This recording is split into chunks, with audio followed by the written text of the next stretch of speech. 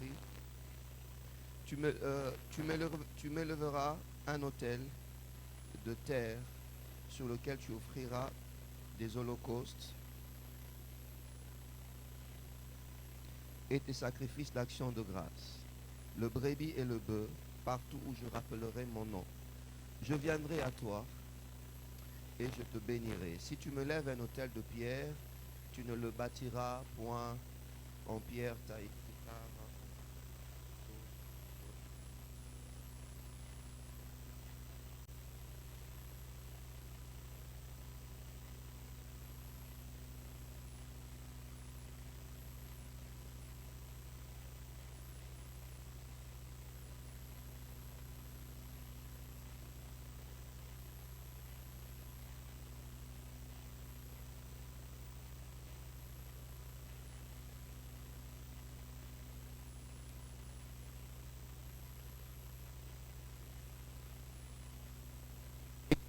Romains chapitre 11,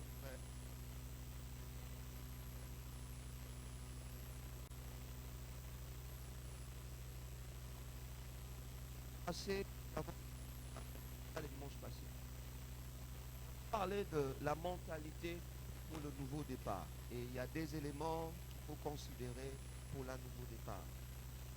Et dans cette mentalité de nouveau départ, nous avons parlé de l'autel et du sacrifice. Nous avons dit que Dieu venait toujours ou souvent à la rencontre de l'autel.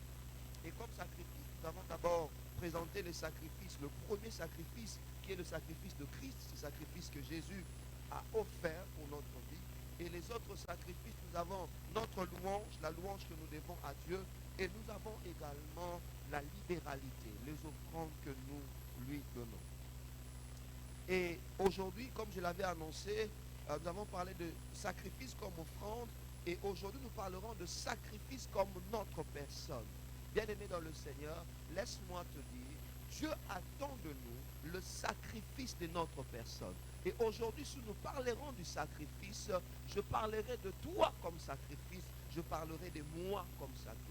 Avant de donner à Dieu ce que tu as comme le fruit de ton travail, avant de donner à Dieu ce que tu as comme le fruit de ton labeur, Dieu attend, Dieu veut recevoir de toi ta propre vie. Amen, amen.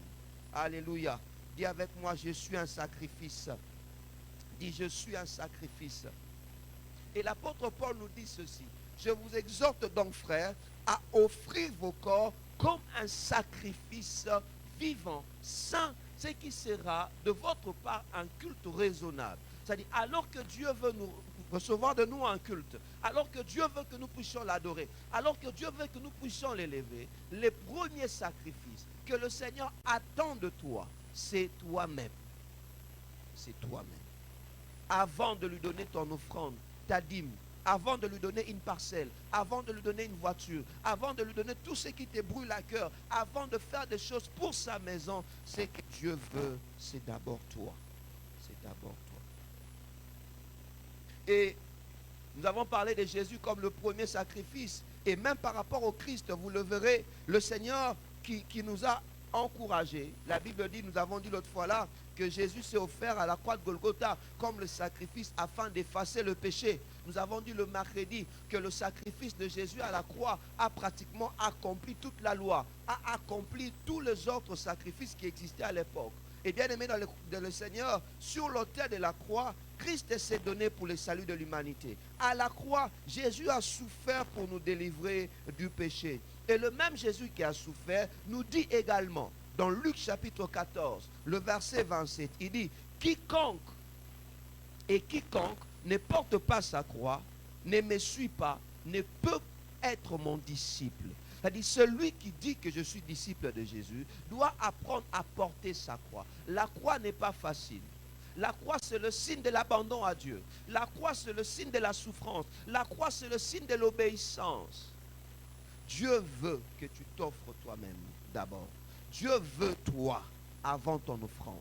Bien-aimé, tu peux donner toutes les offrandes que tu peux. Ça ne pourra pas remplacer ta propre vie. Tu peux offrir tout ce que tu pourras offrir. Ça ne pourra pas remplacer ta propre vie. Tout disciple de Christ doit porter sa croix. Tout disciple de Jésus doit être prêt à souffrir pour sa foi. doit être prêt à offrir sa vie pour sa foi, pour Christ. Le sacrifice de sa propre personne. Nous partagerons 3 vérités principalement. La première vérité, alors que nous parlons de sacrifice de notre propre vie. La première chose, le sacrifice saint est agréable à Dieu. Le Seigneur a dit, il attend de nous un sacrifice saint. Dieu veut que tu puisses mener une vie sainte. Je vous exhorte donc, frères, par les compassions de Dieu, à offrir vos corps comme un sacrifice vivant, saint, agréable à Dieu. Dieu veut que tu t'offres toi-même comme un sacrifice vivant, un sacrifice saint qui sera agréable à Dieu. Dieu agrée ce qui est saint. Et Dieu veut recevoir ton propre corps. Dieu veut recevoir ta propre vie. Dieu veut te recevoir toi d'abord. Dieu veut te recevoir toi d'abord. Vous savez, comme nous parlons de la sainteté, à l'époque de l'Ancienne Alliance, lorsqu'on offrait un sacrifice, on devait se rassurer que ce sacrifice n'ait pas de défauts. Ce sacrifice ne devait pas être un boiteux. Ce sacrifice ne devait pas avoir un défaut. Regardez dans Deutéronome, chapitre 15, le verset 21 pour ceux qui écrivent. La Bible dit ceci. S'il y a quelques défauts, s'il est boiteux ou aveugle, ou s'il y a quelque autre difformité, tu ne l'offriras point en sacrifice à l'Éternel ton Dieu. Le sacrifice qu'on devait offrir, déjà l'Ancien Testament, ça devait être un sacrifice sans défaut, un sacrifice parfait, un sacrifice agréable. Et le sacrifice parfait de tous les sacrifices, c'est d'abord le sacrifice de Jésus. Et le Seigneur Jésus, alors que lui-même s'est offert, nous encourage aussi à nous offrir comme des sacrifices parfaits. Quelle est l'offrande que tu donnes à Dieu? Quelle est cette vie que tu donnes à Dieu? Le sacrifice de la sainteté. La sainteté de ton homme intérieur. La sainteté de la mort en soi-même. La sainteté dans ta nature. Dieu veut que dans ton offrande, que dans ton sacrifice, que ton toi, que ton homme intérieur soit saint. La Bible nous dit également dans le psaume 24, le verset 3 à 4, qui pourra monter à la montagne de l'Éternel? Qui s'élèvera jusqu'à son lieu saint? Celui qui a les mains innocentes et le cœur pur, celui qui ne livre pas son âme au mensonge et qui ne jure pas pour tromper. Qui pourra s'élever devant Dieu? Qui pourra se présenter devant Dieu? La Bible dit celui qui a de mains pures, celui qui a de mains innocentes, celui qui a un cœur pur. Est-ce que tu as un cœur pur? Est-ce que nous avons un cœur pur? Alors que nous sommes dans la maison de Dieu aujourd'hui, quel est l'état de nos vies? Comment est-ce que nous nous comportons? Comment est-ce que nous nous présentons devant Dieu? Est-ce que vous avez un cœur pur? Est-ce que nous avons un cœur pur? Dieu veut le sacrifice de ta chair. Dieu veut que tu te places sur son autel. Dieu veut que tu puisses tuer ton immoralité. Dieu veut que tu tues les désirs qui te conduisent au péché.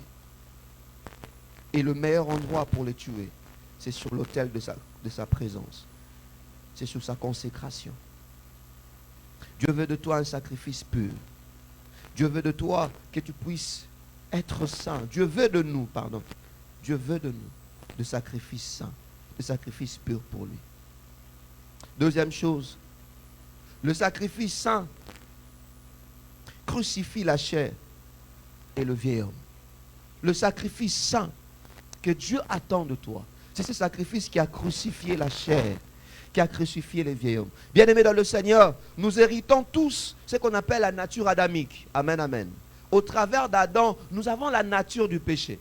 Il y a un homme, Jean-Jacques Rousseau, qui a dit « L'homme n'est bon, c'est la société qui le rend. » Ou bien qui les corrompt, pardon. L'homme n'est bon, c'est la société qui les corrompt. Cela n'est pas correct. L'homme n'est pas bon. L'homme n'est mauvais. Qui a appris à un enfant de 2 ans de voler le lait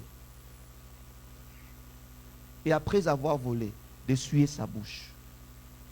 Qui a appris à un enfant de violer la viande et de se rassurer que papa et maman ne le voient pas?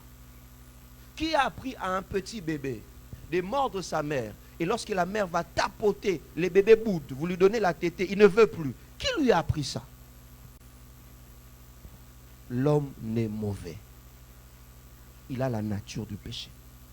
Et nous avons cet appel à venir en Jésus, afin que cette nature pécheresse soit crucifiée. Bien-aimé, le Seigneur nous appelle chaque jour à crucifier la chair, à crucifier le péché. Hébreux chapitre 12, la Bible nous dit que le péché nous enveloppe si facilement. Bien-aimé, c'est facile de pécher. Le péché nous enveloppe si facilement que le Seigneur nous aide à crucifier notre vieil homme. Que le Seigneur nous aide à crucifier la chair, à crucifier la nature adamique. Romains chapitre 6, le verset 6, la Bible dit ceci. Sachant que, Romains 6, 6, la Bible dit, sachant que votre vieil homme a été crucifié avec lui. Notre vieil homme, notre nature adamique a été crucifié avec lui, a été crucifié avec Jésus, afin que le corps du péché fût détruit. Alléluia. Laisse-moi te dire, à la croix de Golgotha, le vieil homme a été crucifié. À la croix de Golgotha, cette nature pécheresse a été crucifiée. J'aimerais dire à une personne qui a l'impression que son péché est plus fort que lui. Bien aimé, aucun péché n'est plus fort que toi, parce que tout le péché, car la nature adamique a été crucifiée à la croix de Golgotha. C'est possible de mener une vie sans mensonge. C'est possible de mener une vie sans immoralité, sans adultère. C'est possible de mener une vie sans vol. C'est possible. Jésus a crucifié le péché. Le diable te dit que cette pornographie est plus forte que toi. Plus forte que toi, c'est un mensonge. Jésus l'a crucifié à la croix. Le diable te dit que la masturbation est plus forte que toi. C'est un mensonge. Jésus l'a crucifié à la croix. Le diable te dit, cette tendance, tu as toujours tendance à aimer, à courir derrière les hommes très âgés. Et tu te dis peut-être que c'est normal. Non, je te dis que ce n'est pas normal. Surtout s'ils sont mariés, ce n'est pas normal. Et Dieu est capable de crucifier cette tendance-là à la croix de Golgotha. Ton péché a été crucifié à la croix de Golgotha. J'aimerais rappeler à quelqu'un pour lui dire, ton péché a été crucifié à la croix de Golgotha. Le corps du péché fut détruit. La Bible dit pourquoi cela fut détruit. Pour que, Romains 6, 6, pour que nous ne soyons plus esclaves du péché. Jésus a crucifié pour que nous ne soyons plus esclaves du péché. En Christ, tu n'es plus esclave du péché. Amen, amen. En Christ, nous ne sommes plus esclaves du péché. En Christ, nous sommes désormais libres parce que le mal a été crucifié, parce que notre vieil homme a été crucifié. Et le Seigneur t'encourage à le crucifier en t'approchant de lui. Certes, cela a été crucifié à la croix, mais Dieu attend de toi aussi que tu viennes à ses pieds et que tu dises, Seigneur, s'il te plaît, aide-moi par rapport à ces problèmes, aide-moi par rapport à ces péchés, délivre-moi de ces mal, délivre-moi de ces mal, délivre-moi de ces péchés. Bien-aimé, notre nature adamique doit être crucifiée. Notre vieil homme, chaque jour, cela doit être notre combat. Notre vieil homme doit être crucifié chaque jour. Vous savez qu'est-ce que le diable fait? Le diable aime attiser ses vieils hommes. Le diable aime inciter ses vieils hommes à réagir. Tu auras toujours la tentation. Tu vas rencontrer des gens qui vont te défier.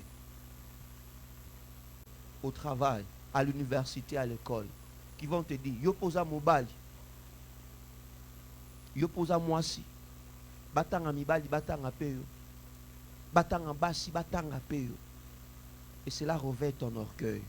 Et souvent notre réponse est Naola Kisae, Kingana Mobali. Naola Kisae, Kanana Mwasi. Je vais te prouver que moi je suis un homme. Naola Kisae. Naola Salé Mabe. Dekonanga, notre vieil homme a été crucifié à la croix. La Bible dit, à moi la vengeance, à moi la rétribution. L'enfant de Dieu ne se venge pas, mais il laisse Dieu lui venger.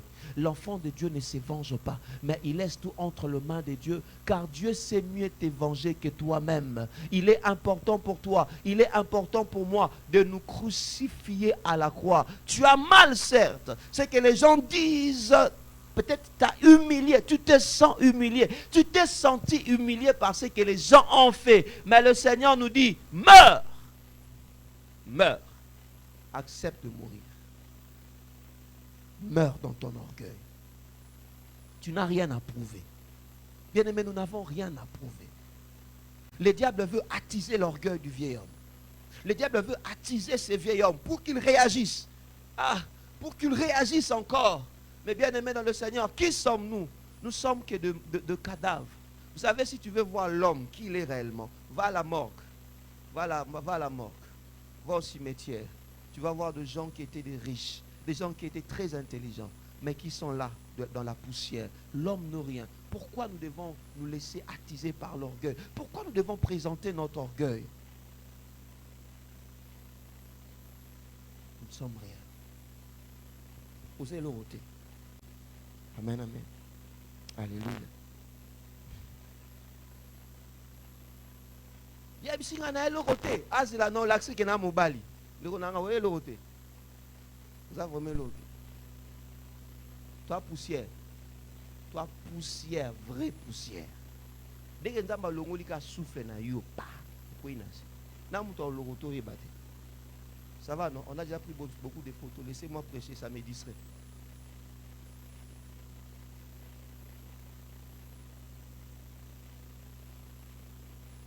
Nous sommes rien. Alléluia. Amen, amen. Alléluia. Alléluia. Combien de mariages ont été détruits parce que le diable a voulu attiser le vieil homme? Combien de mariages ont été détruits parce que le diable a voulu exciter le vieil homme? Où la femme a défié son mari pour dire, toi tu m'as trompé, attends je vais te montrer que moi aussi je suis une femme. Je vais te montrer qu'aujourd'hui je suis encore dragable, qu'il y a des gens qui me draguent en route, qu'il y a des gens qui me font la cour. Je vais te prouver. Maman, tu n'as rien à prouver. Laisse Jésus défendre ta cause. Il pourra mieux te défendre. Ce n'est pas un message de faiblesse, mais c'est un message de gens qui sont morts, qui laissent Jésus défendre leur cause. Laisse-moi te dire, Dieu pourra mieux te défendre que toi-même, maman. Dieu veut des hommes morts. Dieu veut des femmes qui sont mortes en eux-mêmes. Qui sont mortes en eux-mêmes. Qui sont mortes en eux-mêmes. Ne laisse pas le diable réveiller ton orgueil. Ne laisse pas le diable réveiller cet orgueil. Non, non, non. Les hommes qui sont morts ne sont pas orgueilleux. Les hommes qui sont morts ne sont pas orgueilleux. Ne cèdent pas dans les défis. Non, ils ne cèdent pas dans les défis. Regarde ce que le diable, lorsqu'il vient tenter Jésus, regarde ce qu'il lui dit. Il lui dit, si vraiment tu es le Fils de Dieu, change ces pierres, que ça devienne du pain. C'est ça que le diable fait. Il n'a pas changé de stratégie. Il aime nous défier, qu'on prouve ce que nous sommes. Mon frère et ma soeur, nous n'avons rien à prouver. Nous n'avons rien à prouver. Le vieil homme doit être crucifié. Le vieil homme doit mourir. Le vieil homme qui nous pousse à pécher doit mourir. Et le péché, lorsque la tentation vient avec une illusion menteuse, vient avec une illusion trompeuse. Le diable nous présente le bienfait d'un acte. Le diable nous présente les côtés extraordinaires. Mais le diable ne te montrera jamais la culpabilité qui va te traumatiser, qui va te hanter après ces péchés. Le diable ne te montrera jamais les conséquences de ces péchés. Il va te montrer les bons côtés. Mon frère, ma soeur, que le Seigneur t'aide à crucifier ton toi, à crucifier le vieil homme. Le diable ne te montrera jamais l'onction que tu perdras après ces péchés. Le diable ne te montrera jamais la réputation que tu draineras par terre après ces péchés. Le diable ne te montrera jamais les conséquences du péché. Il ne te montrera jamais les conséquences du péché. Il ne te montrera jamais comment est-ce que le péché va ralentir l'élan du nouveau départ que tu as pris. Il veut te ralentir. Il veut vraiment que tu te ralentisses. Voilà pourquoi il vient te pousser à pécher. Il vient te pousser à pécher. Laisse-moi te dire, le péché n'est pas une fatalité. Le péché n'est pas une fatalité. Tu n'es pas obligé de pécher. Alléluia. Il y a une différence entre être tenté et tomber dans la tentation. Le fait que tu sois tenté n'est forcément pas synonyme de tomber dans la tentation. Le diable peut te tenter, mais bien aimé, laisse-moi te dire, le péché n'est pas une fatalité. Tu n'es pas obligé de pécher parce que tu es enfant de Dieu. Tu as la nouvelle nature. Tu n'as plus le vieil homme seulement. que tu dois écraser, mais tu as aussi cette nouvelle nature qui te rend capable de ne pas pécher, qui te rend capable de ne pas être ivrogne, de ne pas goûter à l'alcool, qui te rend capable de faire ces choses, de ne pas mentir, de ne pas voler, qui te rend capable de vivre une vie sainte, qui te rend capable, tu as la nouvelle nature, la nouvelle de Christ en toi, qui te sanctifie. Mon frère, Dieu veut toi, Dieu attend ton sacrifice, Dieu attend que tu lui donnes ta vie. Dieu attend que tu lui donnes ta vie. Alors tu dois crucifier le vieil homme, tu dois crucifier la chair. Tu dois crucifier le vieil homme. Tu dois crucifier la chair. Amen, amen. Accepter de mourir ou accepter de ne pas réagir par rapport aux sollicitations de l'ennemi n'est pas synonyme d'être faible. Vous savez, parfois, il y a des gens qui pensent qu'ils doivent toujours répondre aux sollicitations de l'ennemi. Il y a des gens qui pensent que lorsqu'on les attaque, ils doivent toujours parler. Réponse A. Ils pensent que si c'était, il va perdre. Ma soeur, mon frère, même si tu t'étais, tu ne perdras rien. Et le diable sait. Il sait comment t'avoir. Il sait comment te provoquer. Il s'est habillé dans Tumbole, dès qu'il a Tumbole au silica. Non, ça, dès qu'il a ça, il faut réagir. Que Dieu te fasse la grâce. Après ces messages, Ataba Tumbole, ne réagis pas. Pasteur, moi aussi je suis une femme. Je dois lui montrer que moi aussi je parle, j'ai une bouche. Je suis un homme. Je dois montrer que moi aussi je sais parler. Parfois, devant certaines attaques de gens que l'ennemi utilise, il faut simplement se taire. Il faut simplement se taire. Qui peut taper un mort? Amen, amen. Vous êtes là? Qui peut taper un mort?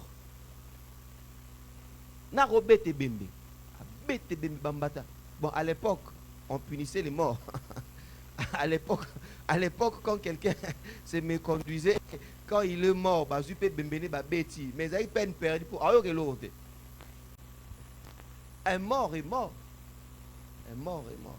Vous savez, dans certaines choses, accepte simplement de mourir. Accepte de mourir. Est-ce que vous savez que Christ a vaincu le diable, pas en étant vivant d'abord, mais parce qu'il était un mort. Il a accepté de mourir. Et c'est pendant qu'il mourait là, qu'il triomphait sur les diables. C'est pendant qu'il mourait, avant même sa mort, alors qu'il était en train de souffrir à la croix, qu'il a dit tout est accompli. Et lorsqu'il est mort, Dieu l'a ressuscité d'entre les morts. Il est sorti plus glorieux. Je me dis, tu as l'impression de perdre, mais en réalité tu ne perdras pas, tu en sortiras plus glorieux, plus fort. Ne réagis pas à toutes les provocations, s'il te plaît.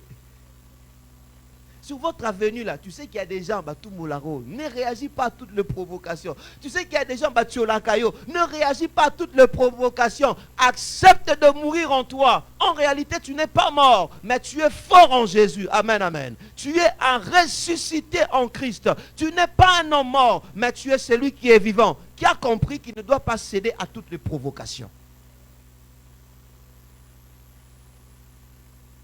Amen, amen. Dis à ton voisin, ne cède pas à toutes les provocations. Amen, amen. Bien-aimés, ne cédons pas à toutes les provocations. Ne cédons pas à toutes les provocations. Et parfois, vous savez, Dieu nous oblige à mourir. Parfois, Dieu nous oblige à mourir. Quand je parle de la mort, je parle de la mort de l'homme intérieur. Je ne parle pas de la mort physique. Je parle de la mort de l'homme intérieur. Que dire de gens qui ne sont pas morts en eux-mêmes, qui ne savent jamais demander pardon? Lui ou bien elle elle ne sait jamais demander pardon. Le pardon ne sort jamais de sa bouche. Elle se dit, si je demande pardon, ça sera pour moi une marque, comme une faiblesse. Je ne vais jamais demander pardon. Ah, ça c'est le vieil homme. Tu es trop vivant. Je me te dis, tu es trop vivant. Tu es trop vivant. Dieu ne travaille pas avec les vivants. Dieu travaille avec le mort. Dieu travaille avec les gens qui sont morts en eux-mêmes. Des gens qui ne savent jamais demander pardon. Et même lorsqu'ils demandent pardon, en réalité, le pardon n'est pas sincère. Il veut simplement couvrir, mais il n'a pas un pardon sincère. Des gens qui sont trop vivants. Dieu veut que tu meurs en toi. Dieu veut que tu meurs en toi.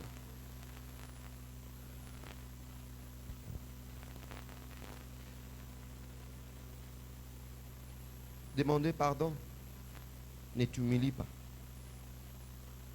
T'excuser ne t'humilie pas. Tu restes toujours ce que tu es. Ça n'ôte pas ta valeur. Même si la personne se croit maintenant devenir grand parce que tu es venu t'humilier. Bien-aimé, la Bible dit que Dieu fait grâce aux humbles, il résiste aux orgueilleux. Que l'humilité précède la gloire. Le fait que tu t'es humilié, tu sais, Dieu sait quand est-ce qu'il va t'élever. Dieu sait quand est-ce qu'il va te bénir. Dieu sait quand est-ce qu'il va te faire du bien. Parce qu'on est trop vivant. Dieu ne travaille pas avec les gens trop vivants. Dieu travaille avec les gens qui sont morts en eux-mêmes, qui ont crucifié la chair, qui ont crucifié les vieils hommes. Dieu travaille avec des gens qui ont brisé, qui brisent leur orgueil. Dieu travaille avec les gens qui brisent leur orgueil, qui parfois brisent même leur estime de soi. Dieu travaille avec les gens qui savent se briser eux-mêmes. Les gens qui sont morts. C'est le sacrifice que Dieu veut. Un sacrifice vivant et saint devant lui. Troisième point. Le sacrifice saint reste sur l'autel. Le Seigneur dit, je vous conjure, je vous encourage à offrir votre corps comme un sacrifice saint, un sacrifice vivant. Laisse-moi te dire, le sacrifice saint reste sur l'autel. Vous savez, le fait que nous soyons en vie, nous avons tendance à quitter l'autel, à quitter la présence de Dieu, à quitter la mort en soi. Le fait que nous soyons vivants, parfois nous avons tendance à mourir, à nous détacher de la présence de Dieu, à nous détacher des valeurs de Dieu. Dieu veut que tu restes à l'autel. Dieu veut que tu sois toujours un homme mort.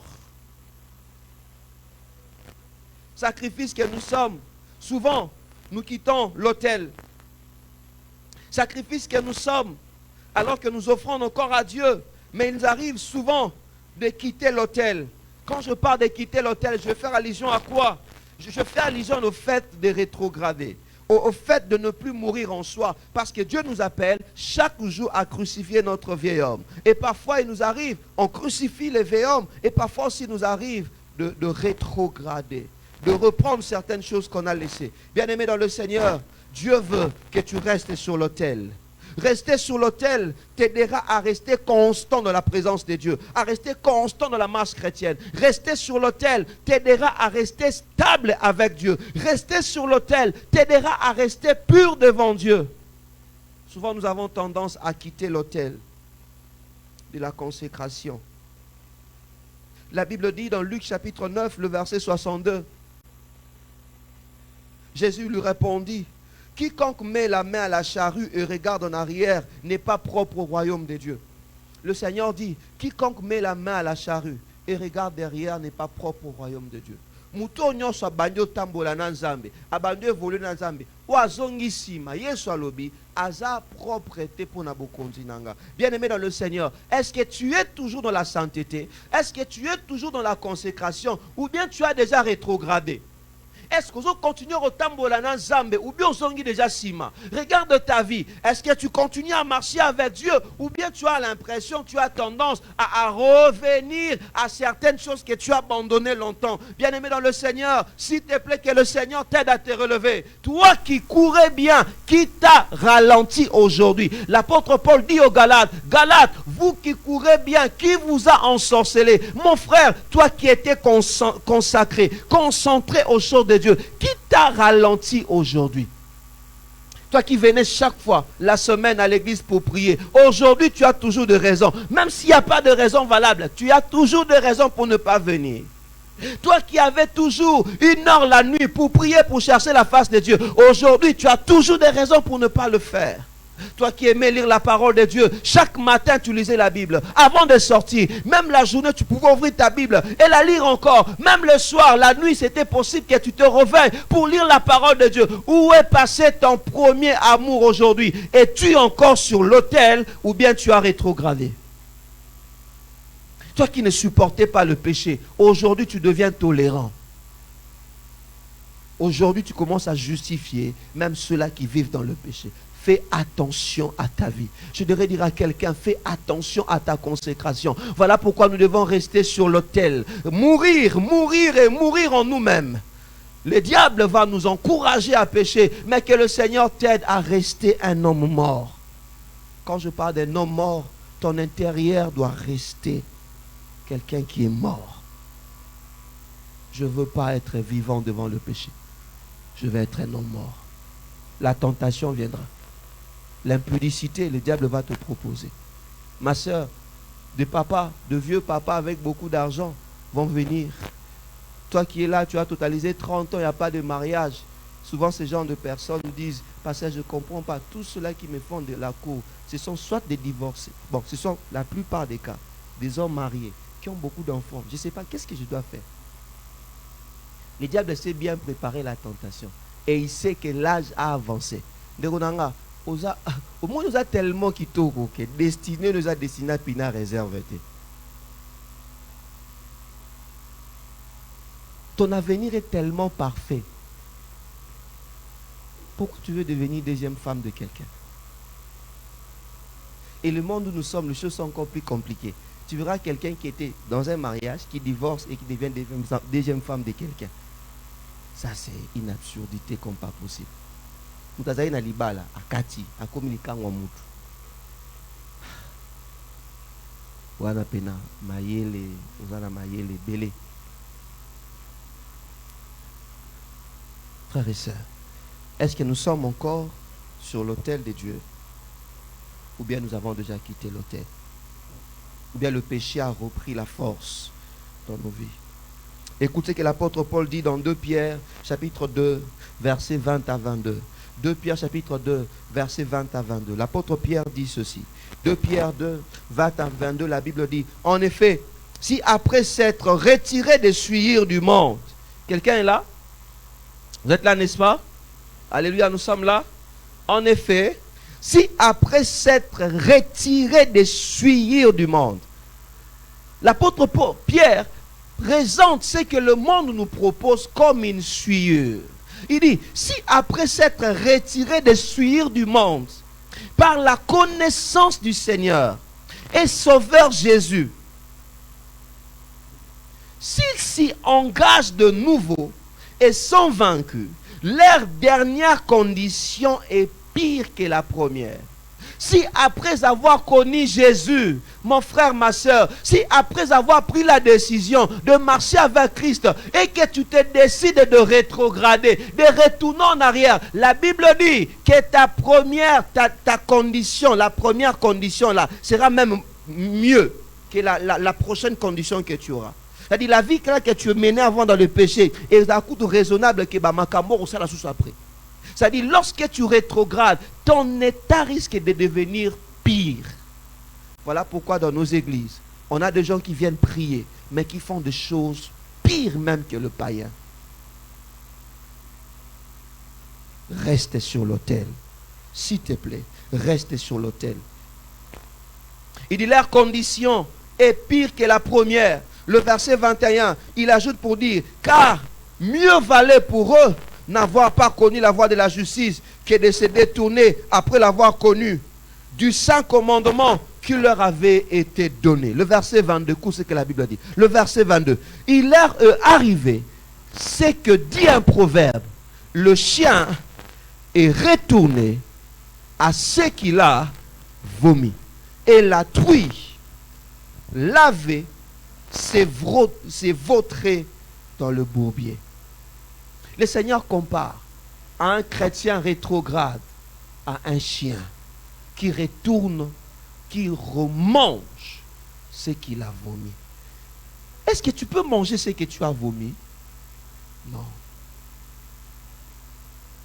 Comme une truie.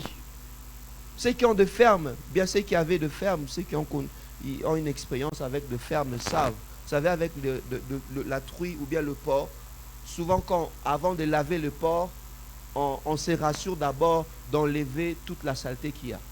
On commence d'abord par nettoyer, on nettoie. Et puis à la fin, on lave le porc et après on le nourrit. Souvent, on commence pas d'abord par laver le porc et puis on lave l'endroit où il se trouve. Non, pourquoi? Parce que le porc a tendance, dès que vous finissez de le laver, aller encore se coucher sur la saleté. Et son état devient pire.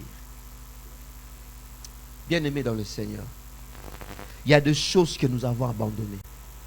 S'il vous plaît, ne retournons plus. Ne retournons plus vers des choses que nous avons abandonnées, laissées. Il y a des décisions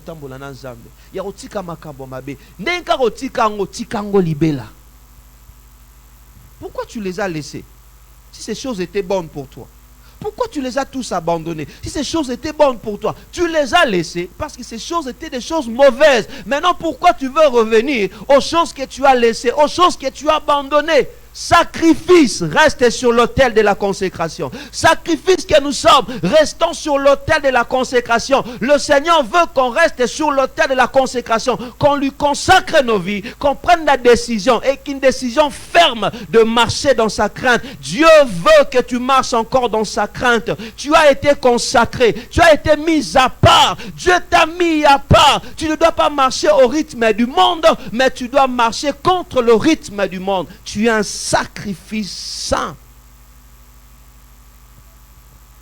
Un sacrifice consacré.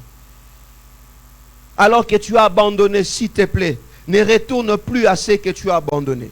Ne retourne plus à ces choses que tu as laissées. Alors que tu les as toutes laissées, je t'en conjure mon frère, je t'en supplie ma soeur, ne retourne plus. S'il te plaît, ne retourne plus. Ne retourne plus. Vous savez, le péché souvent nous détruit. Voilà pourquoi nous avons crié en Jésus. Parce que nous avons pris conscience que le péché souvent a des conséquences dévastatrices sur nos vies. Bien-aimés, comme le péché a des conséquences dévastatrices sur nos vies, nous devons continuer à détruire le péché. Parce que tout péché que tu ne détruis pas te détruira un jour.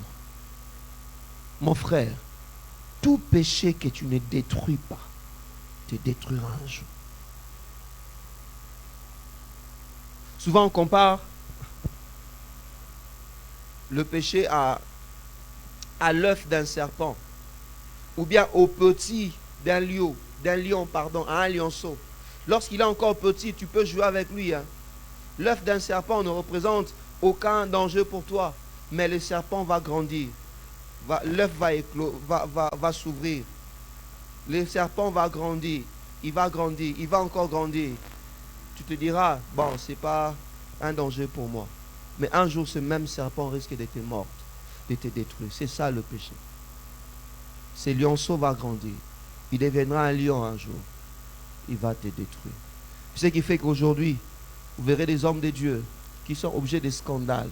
Vous dites, et lui vraiment qu'on pensait. Le problème, ce n'est pas à ce temps-là qu'il est tombé. Depuis longtemps, il n'avait jamais vaincu ce péché. Il n'avait jamais vaincu ce péché. Vous savez, surtout quand Dieu arrive à un niveau d'exposer une personne, c'est-à-dire il a pris le temps de lui parler à plusieurs fois, mais la personne s'est entêtée. Mon frère, ma soeur, le péché que tu ne détruis pas te détruira. Le mal que tu ne détruis pas te détruira. Dieu veut que tu restes sur l'autel. Dieu veut que tu restes sur l'autel. Dieu veut de nous le sacrifice de nous-mêmes aujourd'hui. Dieu veut que tu marches dans la sainteté.